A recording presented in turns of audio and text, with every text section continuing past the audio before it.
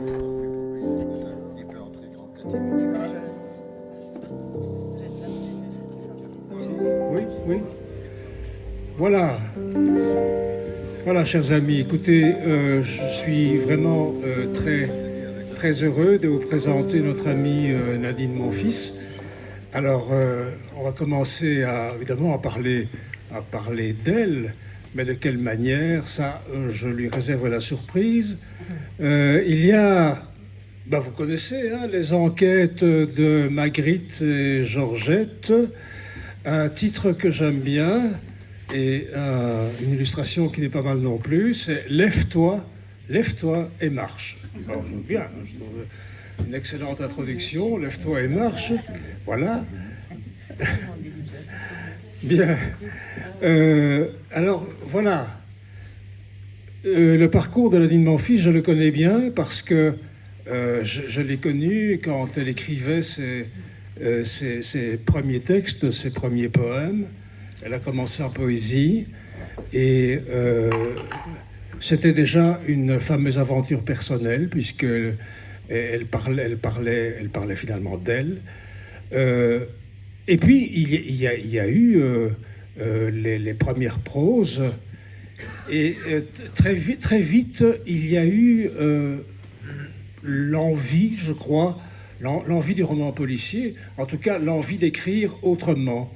Et autrement, je m'explique que vous savez bien que ce que certains adorent en littérature, ce sont les clivages. Hein, le vrai roman, le roman à moitié vrai, le roman policier, la littérature deuxième, troisième, quatrième, etc. Et le roman policier, on considère quelquefois, et mon Dieu, quelle horreur, que le roman policier peut être un second choix, un second genre. À l'expliquer ça à Georges Simenon, il vous dira ce qu'il pense. Voilà. Moi, je crois qu'il n'y a pas de genre, il y a une écriture, et ce qui est extraordinaire avec Nadine, c'est que elle a évidemment amorcé une écriture qu'elle a conquise, et quand elle a conquis son écriture, eh bien, cette belle écriture s'est manifestée aussi, évidemment, et bien entendu, dans les polars. Alors, Nadine, ce n'est pas n'importe quel auteur de roman policier.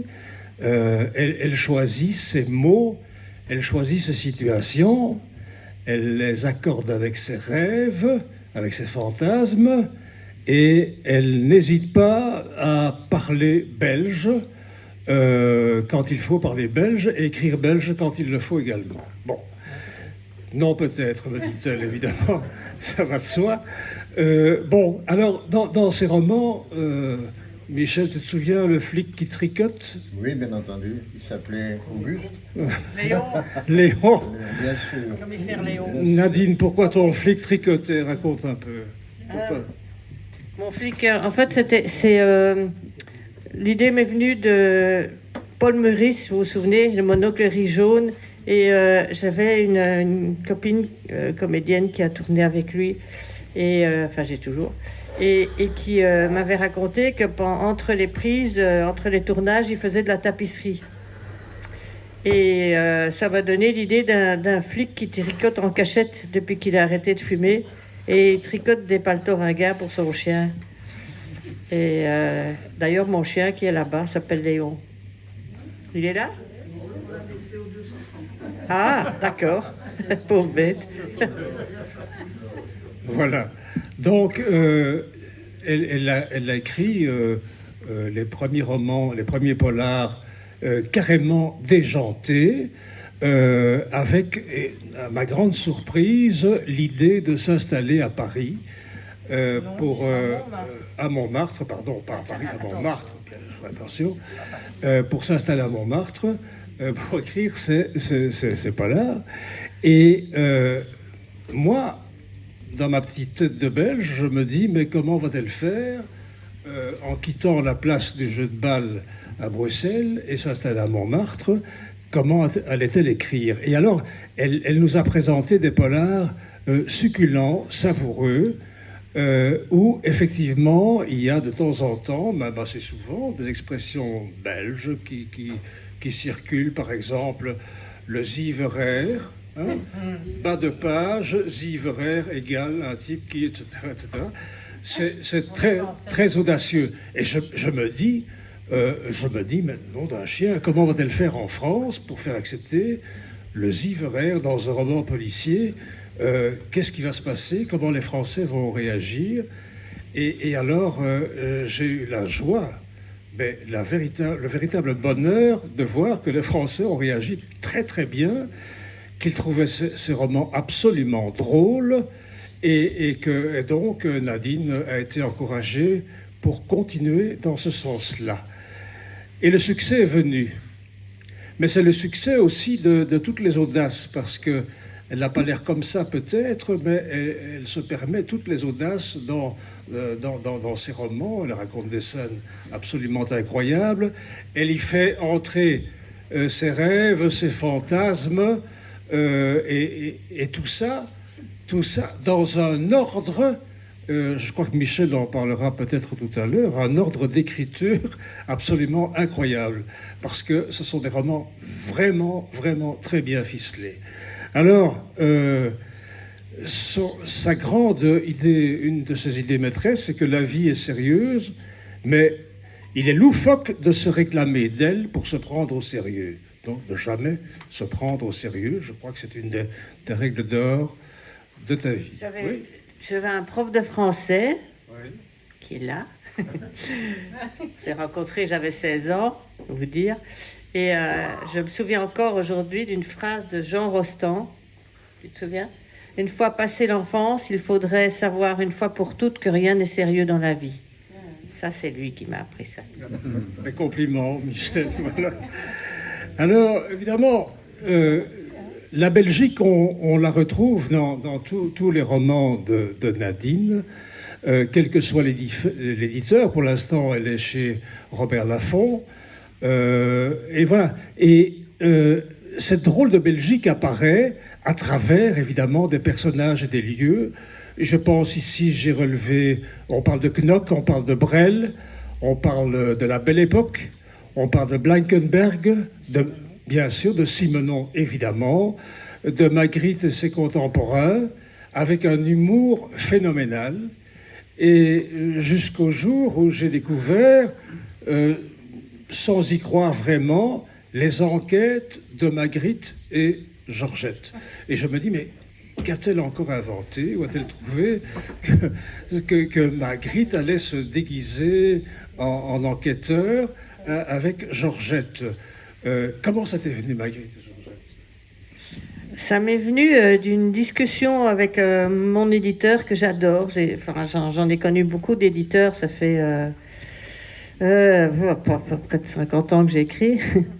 Mais celui-là, il y a une vraie complicité, alchimie avec lui. Et c'est la première fois que je rencontre un éditeur comme ça. Et donc, c'est lui qui m'a guidée vers un personnage belge que j'aime bien et tout. Donc, j'ai cité tout de suite Magritte. Et c'est lui qui m'a dit, mais essaie de faire quelque chose avec ce personnage-là.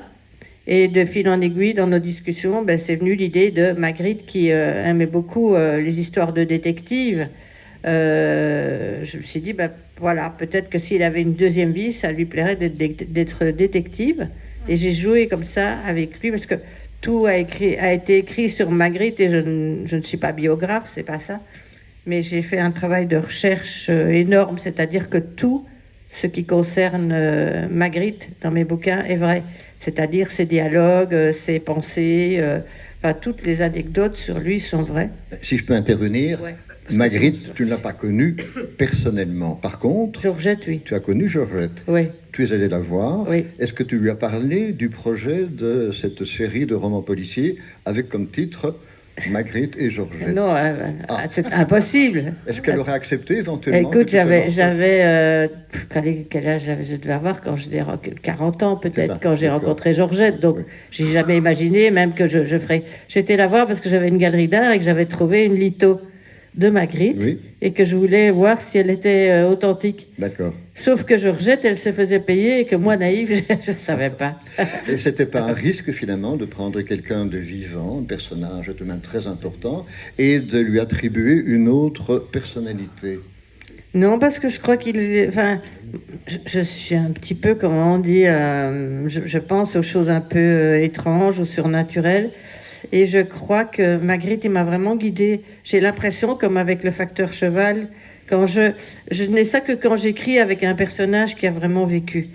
J'ai l'impression que je suis un canal, en fait. Et il parle, il est là sur mon épaule, il parle, et je n'ai qu'à écrire, quoi. Ça coule tout seul parce qu'il y a quelque chose qui vient de je sais pas où. Donc c'est ton Magritte revisité par toi, avec peut-être une inspiration qui viendrait d'ailleurs et qui te ferait rencontrer finalement le vrai Magritte à travers le Magritte imaginaire. Donc il y a... Mais pour moi, c'est un seul et même personnage. Oui. En fait, quand je dis des choses un peu... je me suis posé une question. Je me suis dit, Magritte ayant pas toujours un caractère facile, pas le petit bonhomme au chapeau, l'autre, le peintre, je me suis dit, est-ce qu'il apprécierait ce que j'écris? Parce que pour moi, c'est vraiment important, parce que j'ai une telle admiration pour lui que je n'aurais pas voulu, le trahir ou quoi. Et alors, moi, je lui demandais un signe. Je sais pas, on y croit ou on n'y croit pas. Mais chaque fois que j'ai écrit avec des personnages ayant vraiment existé, comme avec Charles Perrault, avec Cheval ou bien Magritte, j'ai toujours eu des signes quand je les demandais.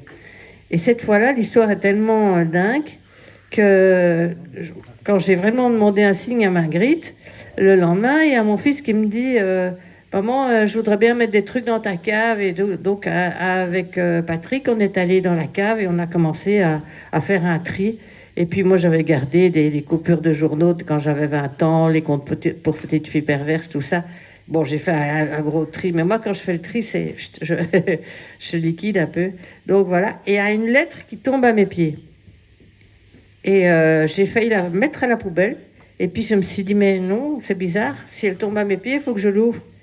Et j'ouvre cette lettre. Et c'était une lettre de Louis Kuttner. Mm-hmm. Je ne me souvenais absolument plus. Ça datait de, je sais pas, je crois que ça 60 quelque chose, je sais plus. Je me souvenais absolument, 67, je me souvenais absolument plus que j'avais été en contact avec lui, parce qu'à l'époque, moi, je connaissais pas Kuttner. Et en fait, il avait lu un de mes bouquins, et il m'avait écrit, il avait trouvé mon adresse à l'époque dans le bottin, c'était facile, il m'avait écrit une lettre magnifique en disant c'était que vraiment, il aimait beaucoup mon univers, etc., mais une lettre qui m'a énormément émue, et comme je sais que c'était le meilleur ami de Magritte, je me suis dit, voilà, c'est un signe qu'il me donne pour me dire, bah vas-y, continue. Et comme la série marche bien, je me dis qu'il me donne un petit coup de pouce, peut-être, je ne sais pas. J'aime bien croire à ces choses-là, c'est un peu enfantin peut-être, mais j'aime. On a retrouvé quasi miraculeusement Magritte, qui est en fait, c'est un géant de la peinture, et toi tu le vois tout à fait autrement. Ah, toujours comme un géant de la peinture. Oui, mais dans le livre, dans les enquêtes oui. de Magritte et de Georgette, ce n'est pas le peintre, mais c'est Monsieur Toutou, c'est-à-dire... C'est les deux. Monsieur Magritte. Est-ce qu'il a un côté artistique dans les enquêtes? Oui, bien sûr. Oui, tout à fait, parce qu'il y a toutes ces manies, comment il aimait peindre dans son salon, il n'aimait pas trop... il n'aimait pas s'isoler, il aimait bien être dans la vie pour peindre. Tout ce qu'il faisait, par exemple, il y a des tableaux, il en avait marre, il pouvait les mettre dans le feu. Oui. Et c'est Kuttner qui les récupérait, ou dans sa cave à charbon... Voilà, donc il y a toutes ces...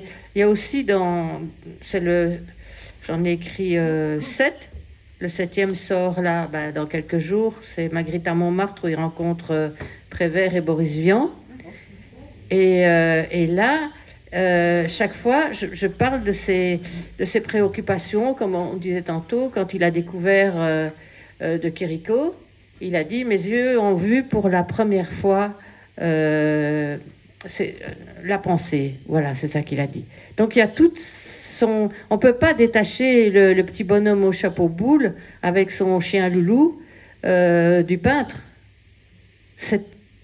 Tu peux pas détacher la nana que je suis de l'écrivain. C'est comme ça que tu l'as vu, c'est un en tout peu, cas. Tu l'as vu comme un tout, c'est-à-dire monsieur tout le monde, Oui. et finalement un grand monsieur de Ah oui. la peinture. C'est ça, quoi. Ah oui. C'est pour lui rendre hommage, en fait, que tu as écrit Ah oui, cette complètement.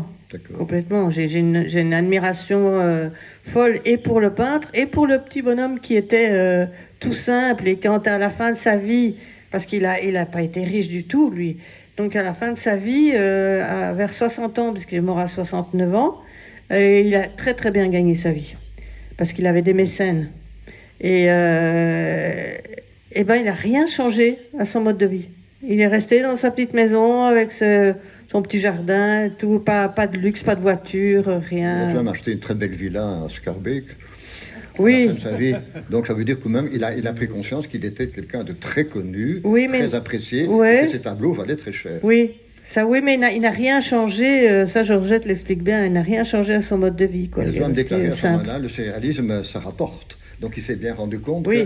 qu'il avait tout de même le sens des réalités, et il est devenu quelqu'un de très Ah oui. important, et on ne peut pas le lui reprocher, bien Ah sûr, bah c'est non. tout à fait humain. Donc Mais voilà. quelque part, je crois que bon, il était content parce qu'on est toujours content quand on a du succès, mais c'était pas ça l'essentiel pour Bon, lui. D'accord. Michel, je t'ai interrompu, je crois que tu as Non, pas du tout. Non, pas du tout. Il y a, de toute façon, avant de céder la parole à nouveau à Michel, je voudrais quand même vous dire quelques petits mots de gens qui connaissent ou qui ont connu Nadine et qui disent d'elle des choses qui sont souvent intéressantes. Michel Blanc, nous commençons peut-être par Michel Blanc, qui dit ceci: l'univers de Nadine, c'est une autre planète. Il ne ressemble à rien de ce que j'ai déjà vu ou lu. Annie Cordy, elle est surréaliste. Nadine a des idées invraisemblables. Elle n'écrit pas des romans noirs conventionnels. Comme je lui dis toujours, tu es très atteinte, toi. Je l'aime beaucoup. Elle me fait toujours rire. Et là où elle me fait mourir, c'est que pendant le tournage, elle me dit « Comme je m'embête, Nini, tu comprends, j'ai besoin d'avoir un chien avec moi. » Alors, Mais la vraie anecdote, c'est que donc j'ai fait un film qui s'appelle Madame Édouard avec Michel, avec Ali, avec Didier Bourdon, Balasco, Lavanon, enfin tous ces gens-là, et Bouli. Et en fait, j'avais un chien comme les enfants, hein, tu sais, un chien en bois avec les pattes qui... Et je me promenais dans l'hôtel avec ce chien. Et alors, elle parle de ce chien en bois, pas de mon vrai. Et alors, ce qui m'intéresse aussi, et je vous le dirai un peu après, c'est évidemment la vie de Frédéric Dard. Parce que San Antonio, c'est pas n'importe qui non plus. Je crois qu'il a une œuvre derrière lui.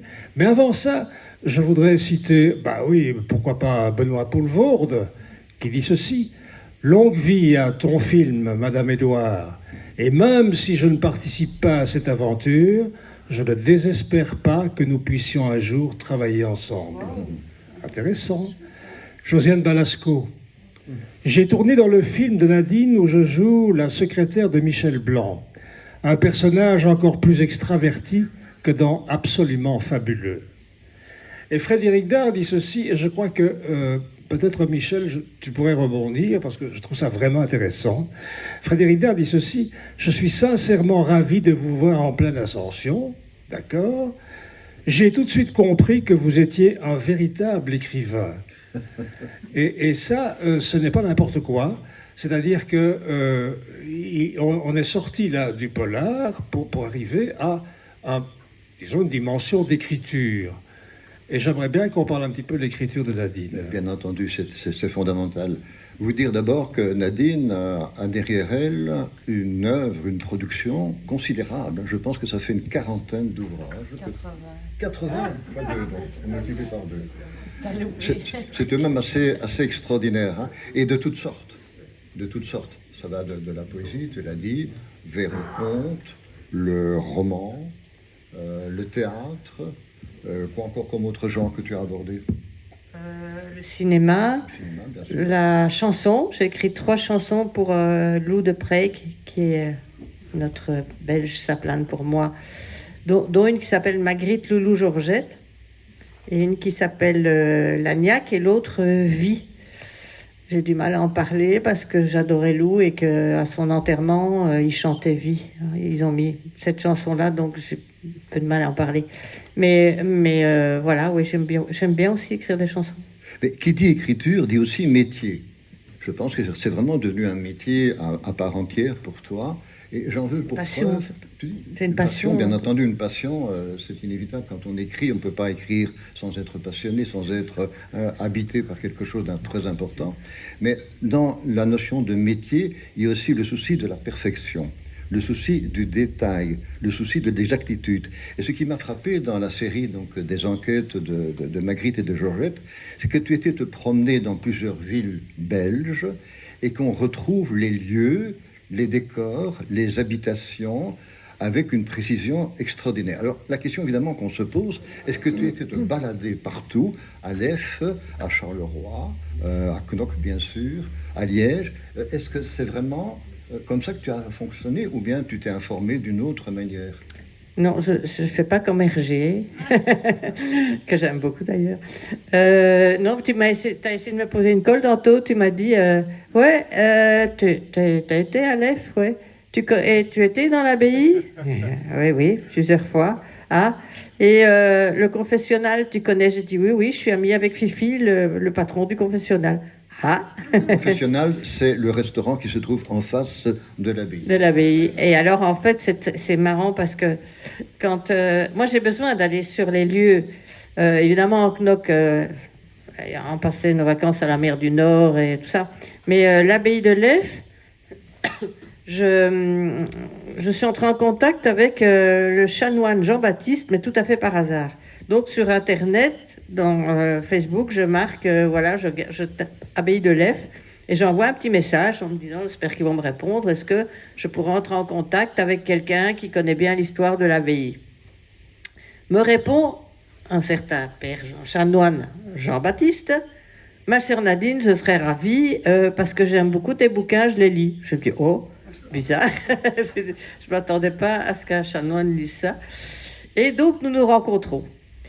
Et nous avons collé copain comme cochon. Parce que c'est un personnage, mais j'ai jamais rencontré un comme ça. Haut en couleur, haut de 2 mètres aussi. Et hyper drôle, quoi. À tel point que quand on va manger au confessionnal en face, les gens qui sont là pensent qu'il a été payé par le patron pour faire de l'animation. Que c'est pas un vrai. si, c'est un vrai. Et donc, mais c'est un historien qui a une connaissance fabuleuse de l'abbaye. Donc, tous les détails sont vrais dans mon bouquin. Et je fais ça pour chaque livre, comme pour... oui, justement, comme ton œuvre est énorme, je cherchais le moyen d'y entrer. Par quelle porte entrer dans cette somme? Et je me suis dit, l'idéal, ce serait de prendre un de tes livres, Le rêve d'un fou, donc qui est l'histoire du facteur Cheval. C'est donc un palais absolument énorme. Ah oui, tu veux y aller, hein? À Haute-Rive, dans la Drôme. Oui. C'est génial. Alors, si tu veux, on va rentrer par la petite porte du palais du facteur Cheval. Pourquoi ce personnage t'est-il paru si important? Parce que j'adorais mon père, qui est plus là que toi, qui était ton ami. Et papa m'avait emmené dans le palais du facteur Cheval. J'étais petite, je sais plus, j'ai dit 5 ans, c'est peut-être 8 ans, je sais plus. Et j'ai eu un tel choc de voir ça, et j'ai eu l'impression de ressortir avec, différente. Comme s'il y avait quelqu'un qui était avec moi, je ne sais pas expliquer. Donc ce personnage m'a toujours poursuivi. Et un jour, j'ai Rufus qui m'a dit j'aimerais bien que tu m'écrives quelque chose sur le facteur Cheval. Et moi, j'étais dans Mémé Cornemuse, la vieille bique et tout ça. J'étais à des kilomètres de ça. Et je lui dis attends, je sais pas. Bon, je rentre d'avoir quitté Rufus. Le soir, j'ai quelqu'un qui m'appelle sur mon téléphone. Bonjour, je suis libraire à Haute-Rive dans la Drôme. Et ma librairie est en face du palais du facteur Cheval et j'aimerais bien que vous veniez signer vos livres chez moi. Ah, j'ai dit ça, c'est drôle, quoi. Donc je suis allée, je suis retournée cette fois-là, je suis retournée encore plein de fois après. Il y a le directeur du palais qui m'a fait des visites, tout ça va super. Et on a refait tout le chemin aussi vers qu'il faisait avec sa petite brouette, parce qu'il ramassait des cailloux. Et alors, il les mettait en tas. Et après, il a construit son palais sur un terrain. On le prenait pour un dingue, parce qu'à cette époque-là, dès qu'on avait un bout de terrain, c'était pour cultiver des légumes, quoi. Pas pour faire un palais comme ça. Donc, Nadine, tu veux bien que je lise une page de ton livre? Oui. Oui, ou bien toi? Non, toi? D'accord.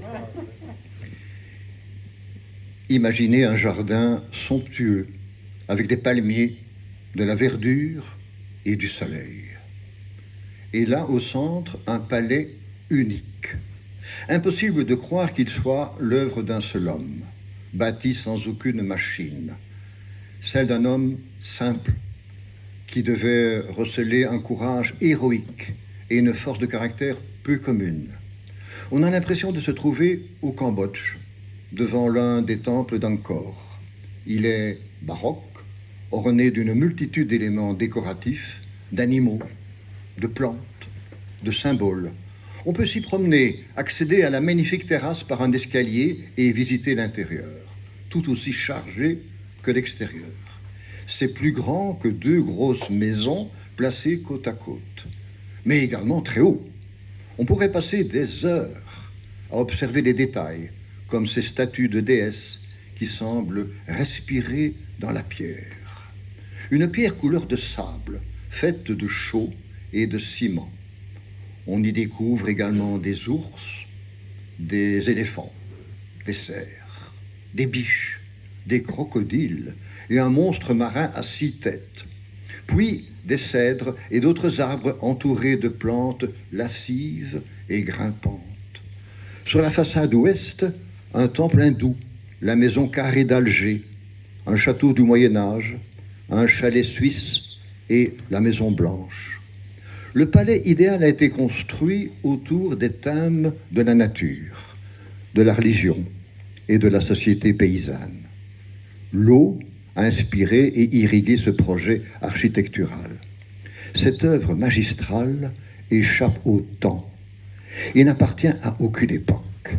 Elle relève tout à la fois d'un exemple d'art total et d'une œuvre de solitude extrême. Ce lieu ne s'inscrit dans aucune règle. Il doit être regardé comme un poème ou une œuvre d'art. Il faut juste se laisser charmer et séduire. C'est ce qui t'est arrivé. Ouais. C'est marrant, pendant que tu lisais, je faisais le parallèle justement avec... c'est un petit bonhomme tout simple, qui, comme Magritte, quoi. Qui était extraordinaire, qui avait du génie comme Magritte. Il a tout de même été relevé par André Breton dans le manifeste du surréalisme comme les pionniers du surréalisme. Donc il était tout de même important, pas si simple. Mais il ne le savait pas. Il ne le savait pas, mais Breton le savait. Donc ça ne t'a pas mis la puce à l'oreille? Non, j'ai pas fait le rapprochement. Je sais que j'aime bien les personnages ordinaires qui font des choses extraordinaires. On ne le sait pas toujours, d'ailleurs. Alors, ce qu'on aimerait bien que tu expliques à nos amis, c'est la genèse de ton livre. Donc, ton livre n'est pas venu tout de suite. Tu t'es évidemment informé. On a beaucoup écrit sur le facteur cheval. Ouais. Tu es venu avec ton propre roman et la suite aussi est captivante. Tu veux nous parler un petit peu de la genèse, du début jusqu'au triomphe du facteur? Oui, en fait, comme pour Magritte, je ne trouvais pas intéressant de faire une énième biographie du facteur cheval. Donc j'aime bien prendre un personnage et le détourner, mais dans une vie qui aurait pu être la sienne. Donc en fait, si le facteur cheval, il a eu des grands malheurs dans sa vie et il a perdu des enfants, dont sa fille de 15 ans, qui s'appelait Alice. Et il a tenu, parce que pour moi, je crois que c'est la pire des choses dans la vie, c'est de perdre ses enfants. Et il a tenu, grâce à cette espèce de passion qu'il avait, il a continué à construire son palais pour elle, en sa mémoire, quoi. Il a tenu comme ça. Et tu veux que je raconte l'histoire ? Non, simplement ceci. J'en ai fait une fiction. Ce que tu racontes maintenant, c'est tout à fait la réalité, c'est la vie du facteur cheval. Mais tu avais peut-être pensé déjà à ce moment-là que ça pouvait devenir un personnage de théâtre que tu pouvais faire éventuellement une pièce. Non. Tu as simplement écrit. Alors, comment se fait-il qu'à un moment donné, tu te sois dit, tiens, je vais ajouter quelque chose de mon cru, une histoire que le facteur n'a pas vécue. D'où est venu ce besoin d'ajouter un personnage donc, à la réalité? Ce qui d'ailleurs t'oblige à dire dans le titre Le rêve d'un fou, fiction d'après la vie du facteur Cheval. Oui, donc, tu es intervenu à un moment donné. Oui, c'est très étrange aussi parce que j'ai l'impression, enfin, j'avais une carte devant moi et je regardais, je me disais, tiens, il va rencontrer quelqu'un. Parce que quand sa fille est morte, il était ami avec un vieux peintre, pour dire l'histoire. Et ce vieux peintre avait lui aussi une fille à qui il parlait plus. Et la mère avait disparu avec la fille et ils n'ont plus jamais eu de contact. Et puis le peintre meurt et Cheval a une lettre pour lui. Mais comme son ami est mort, il ouvre la lettre. Et il se rend compte que c'est sa fille qui lui écrit enfin. Et il décide de ne pas dire que le père est mort et de lui répondre comme s'il était son père. Et il y a une correspondance, et c'est un peu la fille qu'il a perdue, lui. Donc il y a une correspondance qui s'instaure entre eux. Et en fait, je regarde sur la carte et je me dis où est-ce qu'elle pourrait habiter. Je vois un nom qui me parle, qui me dit, ah tiens, Châteauneuf de Galore. Je dis, ouais, c'est joli, bon, on va habiter là, ouais. Et comment elle pourrait s'appeler, cette fille-là? Je me dis, il y a un nom qui me vient comme ça, Psst, Marthe. Je dis, allez, ouais, Marthe, allez. Et donc, j'écris l'histoire avec Marthe et tout, et puis j'apprends, parce que je suis retournée encore après, et là, j'apprends en fait qu'il y avait une femme qui était considérée comme une sainte, qui s'appelait Marthe Robin, qui a vécu à Châteauneuf de Galore au même moment que le facteur Cheval. Donc ils auraient pu se rencontrer en fait. Donc c'est là que la romancière intervient, c'est-à-dire que il y avait une fiction indispensable pour faire de son histoire quelque chose de fabuleux, et tu as trouvé ce qu'il fallait. Ça correspondait très très bien à la réalité, ça pouvait être très possible, et tu as construit un nouveau roman à partir d'une histoire que tout le monde connaît. Là est vraiment ton talent, c'est d'imaginer quelque chose qui est possible et qui finalement devient tout à fait, je dirais, acceptable. Je pense que on est un peu comme des magiciens qui sortent un lapin d'un chapeau, et sauf que moi je connais pas le truc, je sais pas comment ça se fait. Et alors c'est devenu tout autre chose par la suite, parce que ton roman donc a circulé, on l'a apprécié, et puis alors comment se fait-il qu'un jour on ait retrouvé le facteur Cheval sur une scène de théâtre, alors qu'il n'avait absolument rien d'un personnage digne d'être présenté sur une scène. C'est pas Don Quichotte, ce n'est pas le Cid, c'est le facteur Cheval, donc un homme extrêmement simple, et c'est devenu un héros. Et ça a été incarné par un très grand comédien. Raconte-nous un petit peu comment ça s'est passé finalement. C'est ça. Déjà, ma passion du théâtre, elle me vient de toi. Parce que il m'a vraiment donné le goût du théâtre. Il m'a fait jouer dans la farce du Cuvier. J'étais la mégère. Alors, je vais quand même raconter l'anecdote parce qu'il m'a fait quand même un sale coup. Tu peux maintenant, il y a prescription, tu peux. Et normalement, je tombe dans la cuve. Il y a une tenture et je tombe dans la cuve. Et donc, il me rattrapait derrière. Bon, tout ça va. Et le jour de la première, je tombe en toute confiance dans la cuve et je me sens arrosée avec des seaux d'eau. Donc j'ai poussé un vrai cri, C'était très réaliste. C'est ce qu'on appelait le théâtre vérité. C'est ça, ouais. Donc voilà. Tu as pris un bain de théâtre, oui. Ça t'a fait du bien, je pense. Merci. Donc du coup, voilà, c'est pour ça que le théâtre me manquait en fait. Je voudrais tout de même, Michel, qu'on parle un petit peu du le succès de Nadine. Comment se fait-il que ces romans soient lus par un grand nombre de gens? Et alors, comme un vieux prof, je me suis interrogé sur la magie de ce roman. Et je me suis dit, mais il n'y a pas de hasard. Je veux dire, il y a tout de même des choses qui évidentes et qu'elle ignore sans doute, mais qui existent en elle. Par exemple, commencer un roman est une chose très difficile. Et je trouve que sa manière de commencer un polar est toujours remarquable. On lit une ligne, on a envie de lire davantage. Et puis, sa manière de terminer un chapitre est tout aussi remarquable. Très particulière. Très particulière, parce qu'elle termine un chapitre, mais elle donne immédiatement envie de prendre le chapitre suivant. Ensuite, parlons des mots. Elle emploie le terme propre.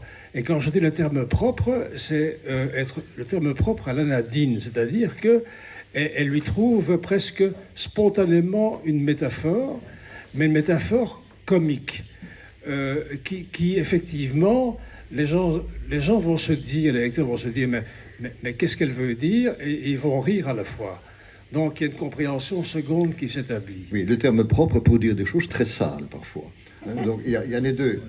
Tu n'as peur de rien. Ne peur de rien. Il n'y a aucun non. mot qui te fait peur. Et comme le dit Michel, c'est le mot juste, mais alors qui décrit parfois des choses assez, je dirais, ou bien sordides, ou bien déplaisantes, ou bien dégoûtantes. Il n'y a rien qui t'arrête parce que tu penses que le roman doit être un miroir réel ou un miroir déformant. C'est surtout pour moi un jardin fou, comme les jardins d'Alice, c'est un jardin de liberté. Et peur de rien, ça c'est un côté de l'enfance sans doute qui m'est resté, mais aussi parce que je pense que c'est quand même que toute forme d'art, que ce soit des bouquins, de la peinture, la musique, si on n'est pas libre, on peut plus jouer, quoi. Or, c'est quand même la fonction première, c'est qu'on prenne du plaisir à faire les choses, même si on les fait sérieusement.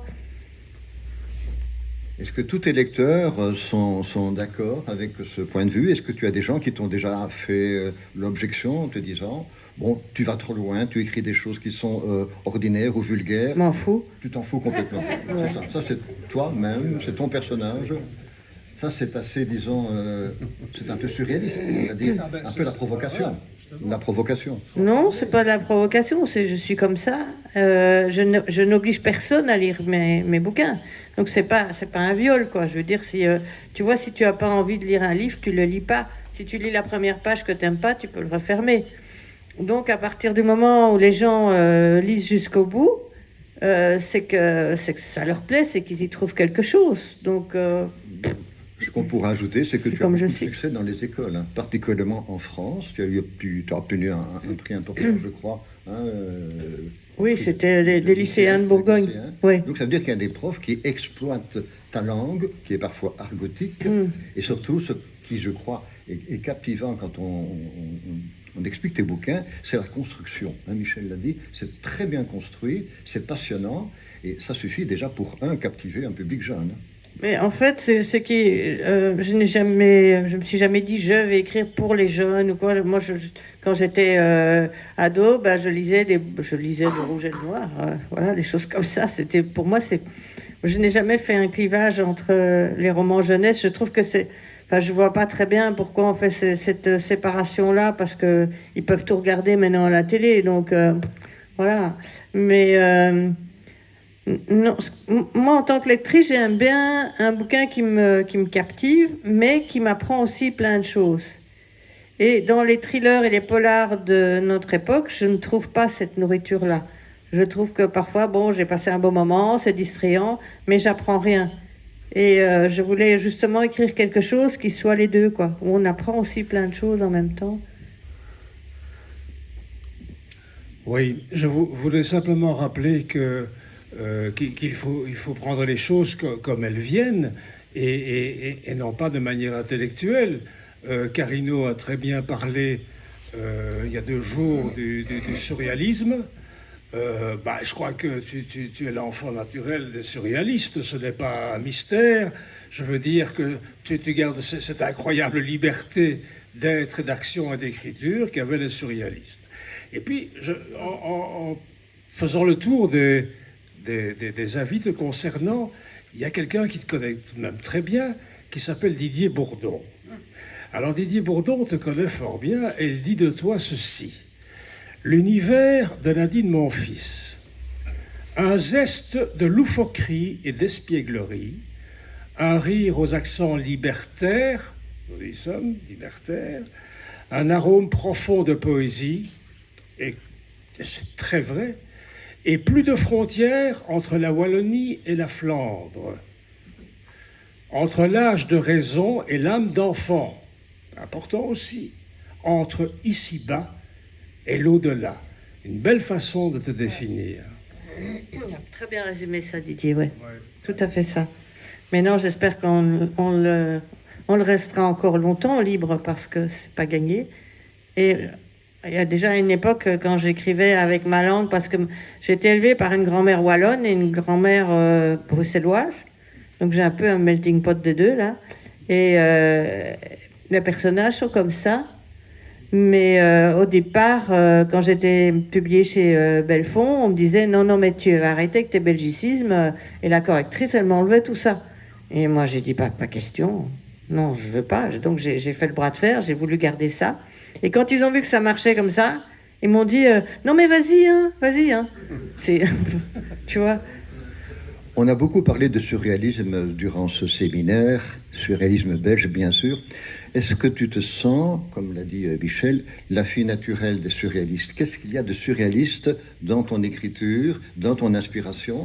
Je ne dis pas dans ta vie, bien entendu, ça ne regarde que toi, mais dans ton travail. Est-ce que tu sens que tu as une filiation par rapport à des Magritte, par exemple, à des Nouchet, à des Skutniak, à des gens comme ça? Sans doute. Je ne sais pas bien définir ça, parce que Magritte, on le classe parmi les surréalistes, mais il était le premier à dire non, je ne suis pas surréaliste.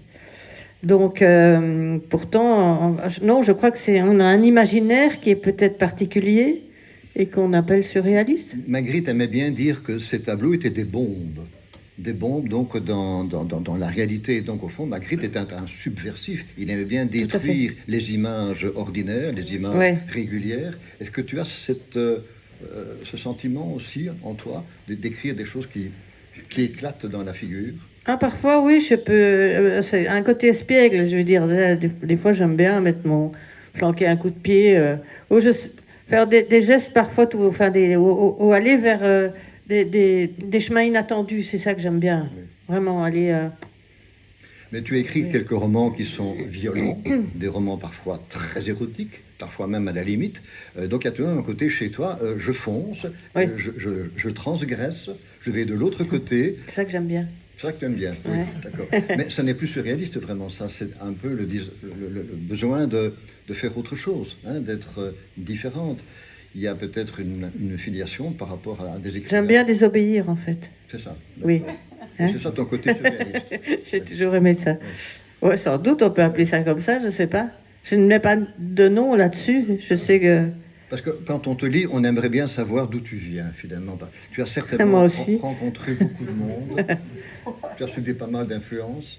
Je me souviens au début, les premiers écrits que tu as faits, donc ce sont des contes pour... Petite fille perverse. Petite fille libertine. Non, perverse. Qui avait été illustrée par Léonore Fini. Oui, perverse, diabolique, c'est dans le même genre. Oui, petite fille criminelle. Tu parlais beaucoup de Léonore Fini. Oui, elle a illustré mon premier livre aux éditions Le Cri. C'est-à-dire que c'est pas qu'elle m'a influencé, c'est quand j'avais déjà écrit mes contes, et puis j'ai découvert une expo d'elle à l'Arcurial. Et j'ai été frappée par la similitude qu'il y avait entre son univers, elle en dessin, en peinture, et le mien en écriture. Et donc, moi, je ne la connaissais pas. Et j'avais une amie, Madeleine Lahaye, qui faisait des émissions de radio et qui l'avait interviewée. Donc, elle avait son adresse. Elle me l'a donnée et j'ai écrit un mot à Léonore Fini et je lui ai envoyé mes contes qui allaient être... qui passaient sous presse, quoi. Elle était là. Et donc, elle m'a non seulement répondu, mais elle m'a envoyé par la poste 3 dessins originaux pour moi, que j'ai toujours d'ailleurs. Et donc, j'ai appelé tout de suite mon éditeur, Édition Le Cri à Bruxelles, Christian Lutz, pour lui dire ça. Et il m'a dit, Nadine, j'ai autre chose à foutre que d'écouter tes blagues et tes conneries. Là, je suis sous l'eau, enfin, un truc comme ça. Il ne me croyait pas. Donc, je suis arrivée, j'ai pris le train, je suis arrivée à Bruxelles avec la lettre de Léonore Fini, les dessins et tout. Et il a dit, viens, on a pris la camionnette, on est parti tout de suite chez l'imprimeur et comme on a pu mettre les dessins dans le livre, quoi. Donc le monde des artistes t'a beaucoup marqué. Il y a Léonore Feny, bien sûr, et puis après la découverte J'adore les peintres. Des peintres en général. Et alors sur le plan littéraire, est-ce que tu étais marqué par exemple, un homme comme Simenon? C'est le maître dans le domaine du... J'adore. Oui. J'ai une passion pour Simenon. J'ai lu tout, je pense. J'espère que non, j'espère qu'il en reste encore un peu mais j'ai lu énormément de Simenon et j'adore son... Moi, un de mes préférés, c'est La neige était sale. Ces romans-là, ces romans noirs sont fabuleux. Quel écrivain, quoi. Lui, vraiment... Mais aussi, avant Simenon, ceux que tu nous as fait découvrir. Camus, Gide, tous ces gens-là m'ont amené aussi vers la littérature. Si tu permets, pour apprendre à t'approcher encore davantage, ce qui m'impressionne chez toi, c'est ton incroyable fidélité. Tu es extrêmement fidèle au genre, à ton écriture. Parce que finalement, dans ce que tu écris maintenant, il n'y a rien que tu abandonnes. Tu as tout pris. Tu as pris la poésie au départ. Ouais. Tu n'as jamais quitté la poésie. Tu as pris le conte. Même le conte fantastique, comme on dit, voilà, tu l'as retenu, en plus de l'art du roman, parce que je crois que le roman, effectivement, tu l'as complètement adopté, tu ne le perds jamais. C'est une fidélité que je te connais par rapport aux gens que tu côtoies aussi, par rapport à tes amis, par rapport à ton enfance. Oui, c'est une fidélité qui appartient à toi, à ton écriture, qui n'est pas nécessairement celle des surréalistes, bien sûr, comme on disait, mais les surréalistes, justement, aucun d'eux n'était capable de parler du surréalisme. Hein. Ils se déclaraient tout à fait opposés à toute distinction, à toute révélation, etc. Bon, donc, ce n'est pas à eux à parler d'eux, c'est à nous à parler d'eux plutôt quelques années plus tard. Mais il y avait des théoriciens tout de même. Hein. Il y avait Nouget, Skutner, enfin ils en parlaient très très bien. Et Magritte a eu besoin d'eux. Il a eu besoin de littéraires autour de lui pour lui donner des suggestions, des titres, des idées. C'est quand même très important. Donc Magritte s'est immergé aussi dans la littérature, qui était essentielle pour lui. Oui. Et surtout Edgar Allan Poe. Oui, Magritte ne lisait pas de romans policiers, ou très très peu. C'était surtout des romans d'aventure. Si, il lisait quand même Rex Stott. Voilà, il aimait les histoires de détectives. Il en a d'ailleurs écrit sous pseudo, sous le nom de Rungis. Donc c'est ça aussi qui m'a donné le déclic. Parce que je me suis dit qu'il aurait peut-être aimé mener des enquêtes. Peut-être, oui. Mais ils ne se sont pas rencontrés, hein. Maigret et Magritte. Simenon, Oui, je veux dire, enfin, Simenon, bien entendu. Mais Maigret et Magritte, il y a une sorte de rapprochement que tu as voulu. Oui, en fait, quand il rencontre Simenon, c'est dans Liège en eau trouble, j'ai imaginé leur rencontre avec tout ce que... En fait, j'ai écouté toutes les interviews de Magritte et les interviews de Simenon. Et j'ai fait un mix avec leurs paroles, comme s'ils se rencontraient, comme s'ils se renvoyaient la balle, mais ce qu'ils disent, c'est leur propre dialogue, ce ne sont pas les miens. Et j'ai fait ça avec Brel aussi. Quelque chose qui va peut-être amuser Nadine, c'est ce que Carino Bucciarelli nous a révélé à propos de ses poèmes qu'il a envoyés un jour à Marcel Marien. Et Marien lui a répondu, non pas une longue lettre, mais une ligne. Est-ce que tu peux répéter à Nadine ce qu'il t'a écrit en retour? Tout simplement une ligne. La poésie ne menant strictement à rien, je vous ordonne de continuer. C'est joli. Ah oui. Michel parlait de grande fidélité, c'est vrai que c'est une de tes grandes qualités, je dirais aussi une grande curiosité. Tu as un appétit de connaître les gens, les artistes, les cinéastes, les sculpteurs, un peu tout le monde. C'est vraiment chez toi presque un don, le don d'ouverture vers les gens. Est-ce que quels sont les gens dans le domaine artistique qui t'ont le plus marqué? En cinéma, par exemple. En cinéma, Jean-Louis Trintignant, Oui. que j'ai rencontré et qui m'a fasciné. C'était un personnage d'une simplicité aussi, d'une gentillesse, vraiment quelqu'un de très très gentil, de très talentueux. John Malkovich aussi.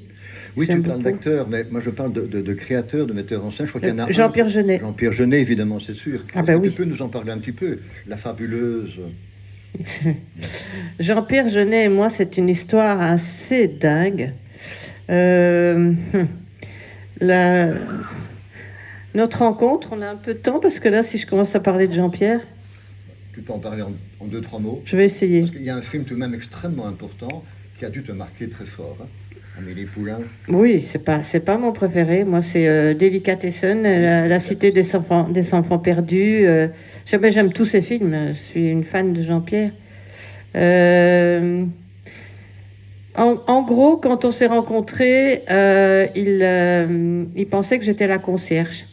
Parce que j'habite dans une ancienne loge de concierge à Montmartre et il venait habiter dans le même endroit que moi. Donc il est rentré chez moi en pensant que j'étais la concierge. Et moi, j'hallucinais. J'ai dit, attends, mais t'as Jean-Pierre Jeunet dans ton salon, quoi. Pince-toi. Et puis, il regarde. Il y avait... Enfin, chez moi, il y a une jambe qui passe au-dessus d'une mezzanine. Enfin, il y a des trucs bizarres. Et donc, il y a beaucoup de bouquins. Et il me dit, mais... et dont une rangée avec la mienne, puisqu'il faut bien que je les mette quelque part. Et puis, il regarde ça. Et puis, il me dit, mais vous écrivez... Il me dit, ouais, vous lisez beaucoup de livres du même auteur, qui me fait... Et là, je dis, non. Il dit, ah, c'est ça, c'est une garniture. Je dis, non, je les écris. Et là, il me dit, quoi? Une concierge qui écrit des bouquins? Et là, je dis, mais non, je suis pas la concierge. Il me dit, ah bon? Et il trouvait tout bête d'être dans le salon. Et il dit, est-ce que je peux en lire un? Je dis, ouais. Mais moi, j'étais un peu comme ça parce que je le connaissais, j'adorais ses films et tout. Donc, je me suis dit, s'il n'aime pas mon bouquin, je vais être mal, quoi. Donc le lendemain, il arrive, il faut savoir que Jean-Pierre, c'est un peu un ours. Hein. Le lendemain, il arrive, il me rend mon bouquin, il me fait ça. Je me dis, waouh, il n'a pas aimé. Il dit rien. Il me dit, je peux avoir l'autre, là, le deuxième? Je dis, ouais. Je dis, ça vous a plu? Il dit, sinon, je ne demanderai pas le deuxième. Je dis, ouais, d'accord. Il a tout lu. Comme ça, tac, tac, le lendemain, là, sur mon oreille, on ramenait le truc et tout. C'était un truc de dingue. Et donc, il vient habiter dans la même copro que moi, il y est toujours d'ailleurs. Et on est devenus vraiment très, très proches, très amis. J'étais son témoin de mariage. C'est lui qui m'a mis le pied à l'étrier pour Madame Édouard, parce que je lui ai dit, écoute, j'ai pas fait d'études de cinéma. Il me dit, moi non plus, je travaillais à la Poste avant. Je dis, ah ouais, d'accord, ça va. Et donc, il a toujours été là comme un ange gardien bienveillant sur moi. Et dernièrement, je fais une petite parenthèse parce qu'on a eu une histoire extraordinaire tous les deux. C'est que j'ai été opérée au cœur. J'ai eu une grave opération il y a pas très longtemps. Et je me rendais compte de rien, moi. Je suis née qu'un souffle au cœur comme Jean-Pierre. Et il me voit, et je ne sais même plus porter mon chien. Il me voit, mais attends, il dit, qu'est-ce que t'as et tout. Je dis, je suis un peu soufflée. Et puis, il est avec une copine qui dit, ouais, moi, je vais appeler tout de suite une cardio. Je dis, oh, non, c'est pas grave, ça va passer, je dois être fatiguée. Elle ne m'écoute pas, elle appelle la cardio, donc je vais voir la cardio, qui était assez loin d'ailleurs. Et la bonne femme, que Jean-Pierre ne connaît pas, la bonne femme me dit, parce que c'était en Normandie, et la bonne femme me dit, oh là là, elle dit, faut vous opérer d'urgence, sinon vous allez vous retrouver sur la liste des greffés du cœur.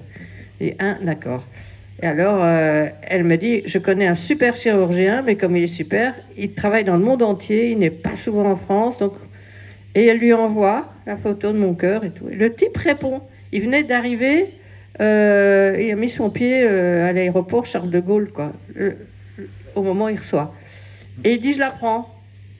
Bon. Et elle marque, elle me fait une lettre et tout pour aller le lendemain à l'hôpital. Et on était dans la voiture et Jean-Pierre m'appelle, il me dit, alors quoi, qu'est-ce qu'elle a dit? Je lui explique, elle me dit, oh, parce que lui, Jean-Pierre, il était opéré au cœur au moment de la sortie d'Amélie Poulain. Et il pensait d'ailleurs qu'il ne verrait jamais son film.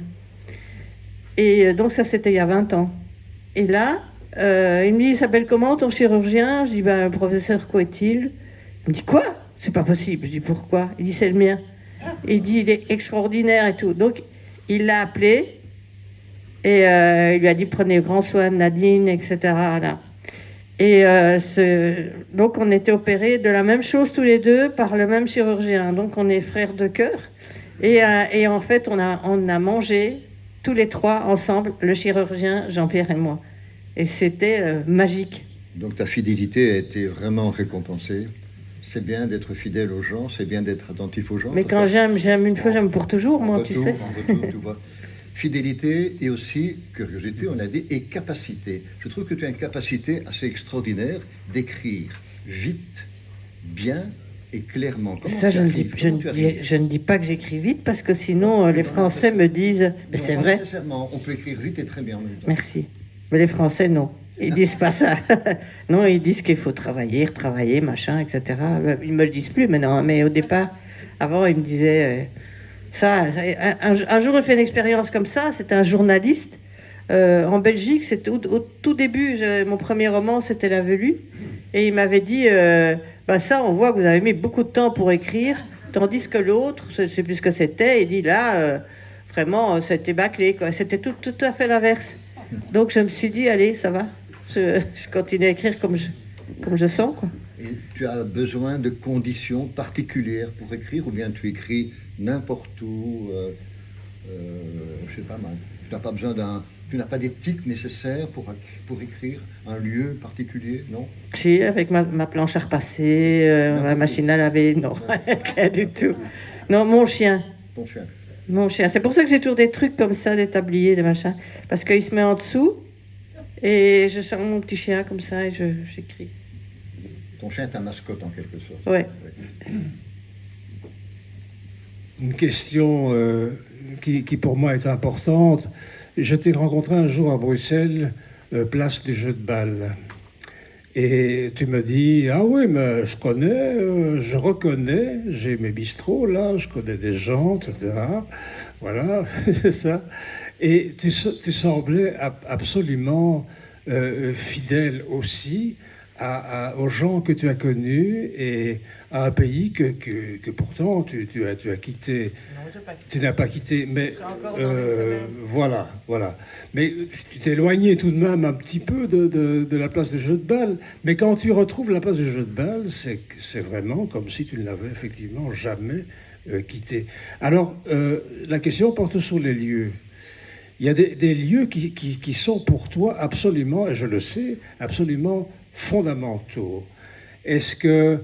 Et je crois savoir un peu la réponse, mais dans ton écriture, on trouve aussi des lieux magiques, des lieux qui t'inspirent. Est-ce que parfois tu écris des romans à partir de lieux? Oui, ça peut. Ouais, un lieu peut m'inspirer. Par exemple, je me souviens que j'avais écrit quelque chose sur Venise qui s'appelait Nuit retroussée à Venise, ou alors Magritte, les fantômes de Bruges. J'adore Bruges. Donc Bruxelles, évidemment, dans le premier, dans le nom d'une pipe. Liège, j'adore Liège. Enfin, j'adorais.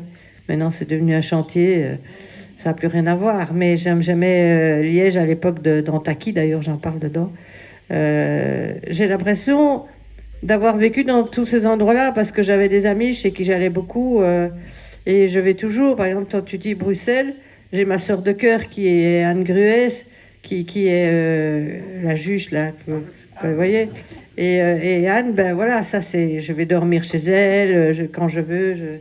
Et on fait les puces de Bruxelles et tout ça. Je suis restée avec mes racines là-bas.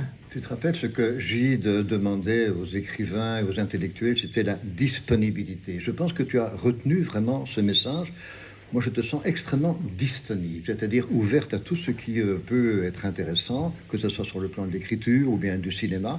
Est-ce que, à ton avis, c'est aussi une des vertus essentielles du créateur, la disponibilité? Je crois, oui. L'ouverture d'esprit, mais pas... Moi, j'aime bien les gens aussi, quoi. Pas tous, hein, pas les méchants.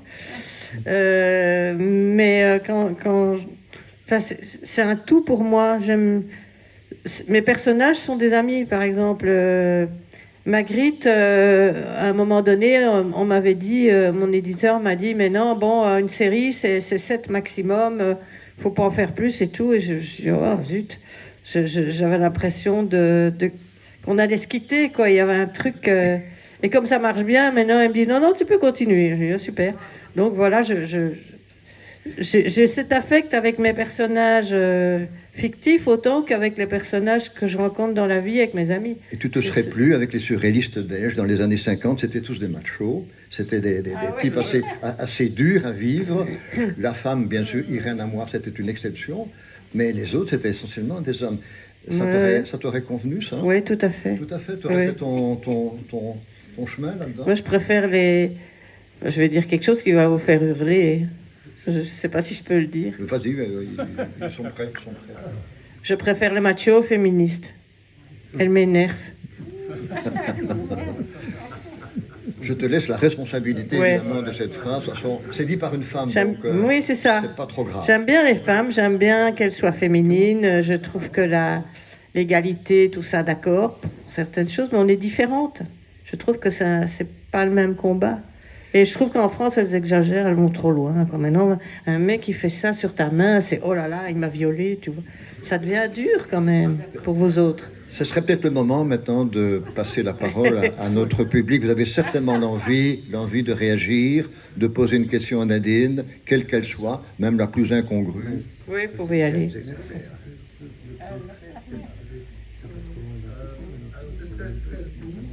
Quoi? Très court. Oui. Est-ce que Amélie Nothomb et Nadine Bonfils sont copines? Tu sais, nos pères étaient ambassadeurs tous les deux et étaient amis. Amélie, je l'ai rencontrée, elle avait 15 ans. Tu vois, une petite robe bleue avec des pois blancs, je me souviens. Et puis, un jour, elle m'en a voulu parce que j'écrivais des articles, des critiques dans Pérubu, Focus, tout ça. Et il y a un bouquin à elle que j'ai pas aimé, donc elle a été furax. J'avais beaucoup aimé Hygiène de l'assassin, et puis je crois que c'était les combustibles, ça m'avait vraiment énervé. Tout le monde l'encensait, je comprenais pas. Donc je l'ai dit, et elle m'en a voulu. Et après, on s'est expliqué, on s'est parlé, tout ça. Et maintenant, quand on se voit, tout ça, c'est loin, et puis on se fait des bisous, et voilà.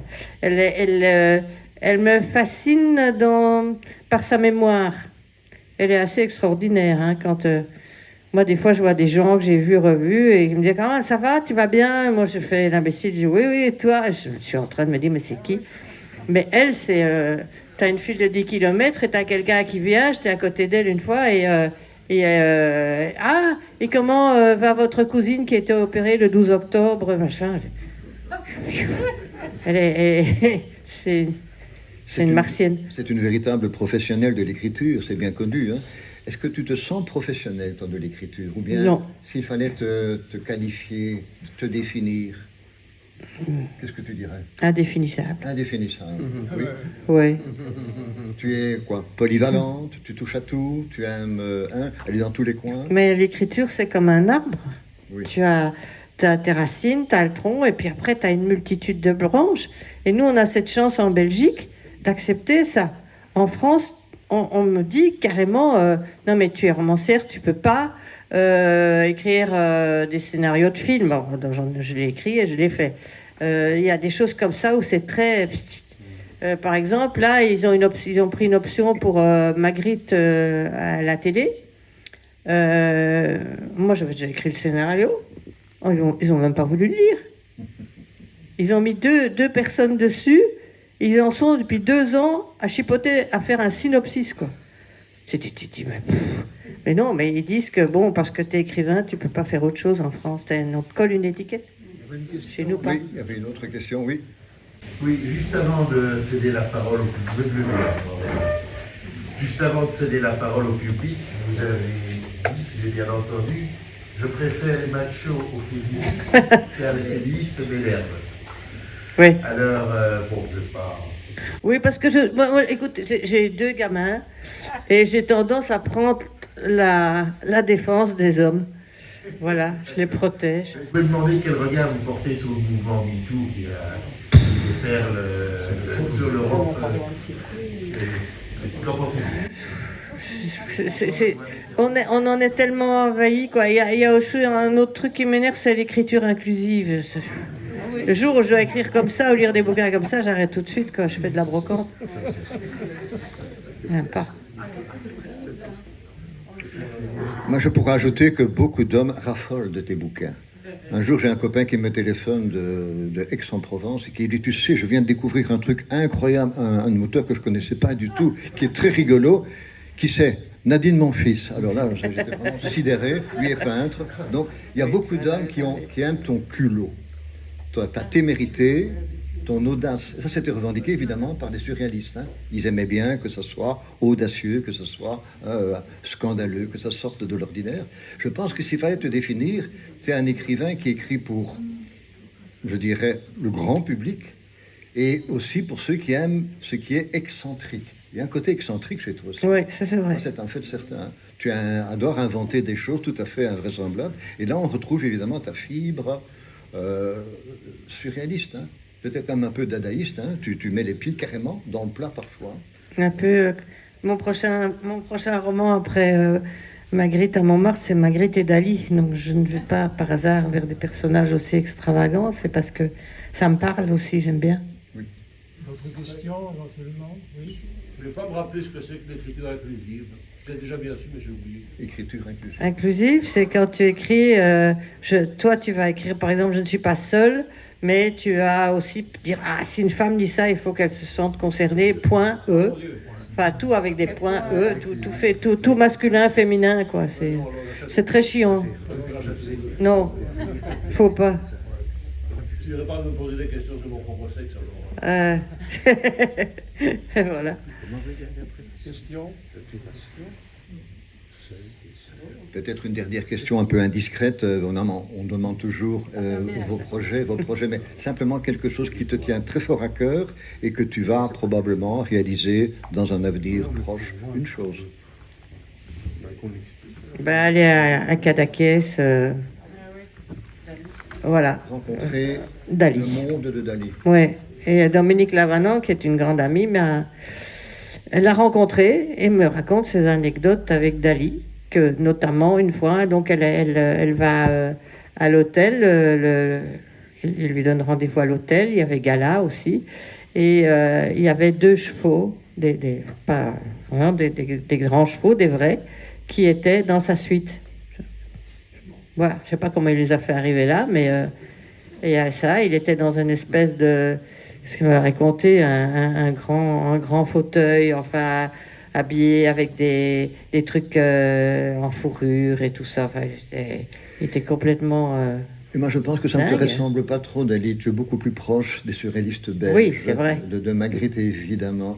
Et un petit Mais j'aime bien la peinture de Dali. Oui, bien sûr. C'est un très grand artiste. Mais le personnage, Oui, il m'amuse, mais je ne suis pas comme lui. bien entendu. Je ne suis pas comme bien ça. entendu, oui. Moi, je suis plutôt comme Alice au Pays des Merveilles. Je rêve. C'est peut-être ça le livre qui te ressemble le plus. Oui.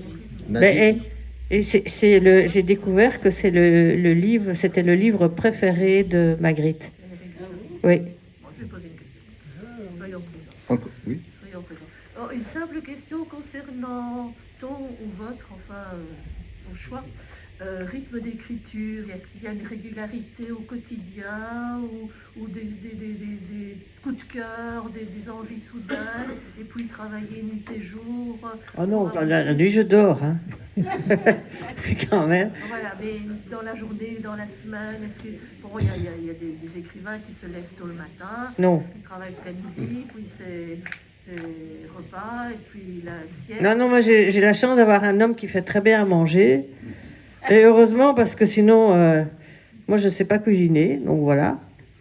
Et donc, il m'aide beaucoup dans tout ce qui est tâches ménagères, etc. Parce que moi, je fais rien, en fait. C'est lui qui fait tout, moi, je fais rien. Je fais que écrire, c'est bien. Et je trouve que les idées viennent bien le matin, mais c'est quand je me lève, ça peut être 9h, 10h, je m'en fiche. Et puis, ça déborde dans l'après-midi. J'écris un peu tous les jours parce que j'aime bien. C'est un plaisir, donc c'est ma récré. C'est ça qu'on sent très fort dans ton écriture, c'est que c'est vraiment une jouissance. Ah oui, ça c'est vrai. Ça, c'est un fait certain. Ah oui. Je ne parle pas d'orgasme quand tu arrives dans certains... Presque. Presque, hein, mais il y a ça. Il y a vraiment un plaisir physique d'écrire. Ouais, ça ne s'est jamais tari en fait. Ça a toujours été depuis toujours quoi. C'est pareil. Parce que je change de style aussi. Hein. Si j'étais Oui. restée tout le temps dans le même Bien truc, sûr, bien sûr. Oui, il y a effectivement la jouissance de l'écriture, et ça, nous l'avons bien compris. Mais en plus, il y a la jubilation du lecteur. Et ça, c'est pas garanti, parce qu'il y a pas mal d'auteurs qui finalement jouissent de pouvoir aligner des mots, mais le partage, ça c'est encore autre chose. Et je sais que Nadine est très fidèle, tu l'as dit, au partage, au fait que les gens non seulement te lisent, mais te connaissent, aient envie de te rencontrer, passent un bon moment avec toi. En fait, je crois que les gens ont beaucoup d'importance, non seulement dans ta vie, mais dans tes romans aussi. On le sent. Oui, oui c'est vrai. Pourtant, avant, je faisais beaucoup de salons, tout ça. Et maintenant, beaucoup moins, parce qu'en plus, ça me demande quand même... j'en écris 2 par an encore. Donc et comme ça, ce sont des livres qui me demandent énormément de recherche. Je vais sur place. J'ai par exemple, pour Magritte, j'avais même retrouvé un de ses plus vieux amis qu'on pensait mort, qui était André Bosman. Et je lui parlais au téléphone, il me demandait des détails, comment il appelait Georgette, par exemple, mon petit Bibi, tout ça, des choses comme ça, des petits trucs du quotidien que je voulais savoir. Tous les tics de René Magritte, son décor quotidien, ses manies, tout ça. Oui, tout ça, c'est vrai. C'est ce côté Monsieur Toutou Oui. qui est très, très familier, très agréable à fréquenter, en fait. Hein. Oui, c'était un Une gentil. question de ma part. Est-ce qu'un jour, tu n'entreras pas à l'Académie? Écoute, Jacques de Decker, que j'aimais beaucoup, avant de mourir, m'a dit tiens, j'ai proposé ta candidature, je vais proposer ta candidature à l'Académie. J'ai dit j'ai demandé l'avis à mon ami Alain Berenbaum, et Alain m'a dit ça va te faire chier. Donc, j'ai pas insisté, Jacques est mort, et voilà, quoi, j'ai pas. Oui, c'est vrai. Oui. Rappelle-moi Michel qui a dit, j'ai oublié le nom, mais un jour je n'entrerai pas à l'Académie Achille française. Achille Achille Chavet. Chavet, voilà, bien entendu. Un surréaliste. Il n'y a que lui, un surréaliste wallon. Oui, Renaud. Plus modeste que les Bruxellois. Est-ce que vous pourriez compléter cette phrase? La plus grande qualité d'un éditeur, virgule, c'est 3 petits points. Le fric. Aujourd'hui, c'est ça. Que l'auteur soit riche ou que l'auteur soit bien, c'est ça? Non, réponse personnelle. Ma réponse à moi. Ou à toi. Ah, À toi. je crois que c'était de manière générale. Non, Les éditeurs aujourd'hui, si un livre marche, c'est très bien, quoi. Ils ne lisent même plus. Mais pas tous, hein. Je parle en général, la plupart de ceux que j'ai rencontrés, c'est ça. Ma réalité à moi, pour mon éditeur idéal, c'est ça? C'est le mien, c'est Glenn Tavenek. Mais quelle qualité a-t-il pour être... Oui, voilà. C'est devenu un ami, un complice, quelqu'un avec qui je partage énormément de choses.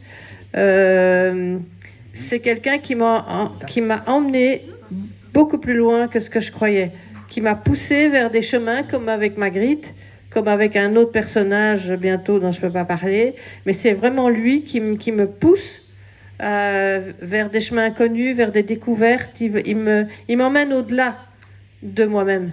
Et j'aime bien ça, parce que c'est des défis.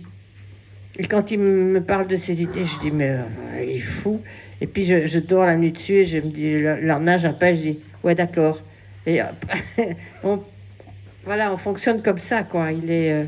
J'ai jamais eu un éditeur comme ça. Hein. Il a l'âge de mon fils, d'ailleurs. Mais il est extraordinaire. C'est rare. Ça ne m'étonne pas. Voilà, je vous propose de remercier et d'applaudir notre invité d'aujourd'hui. Merci à vous.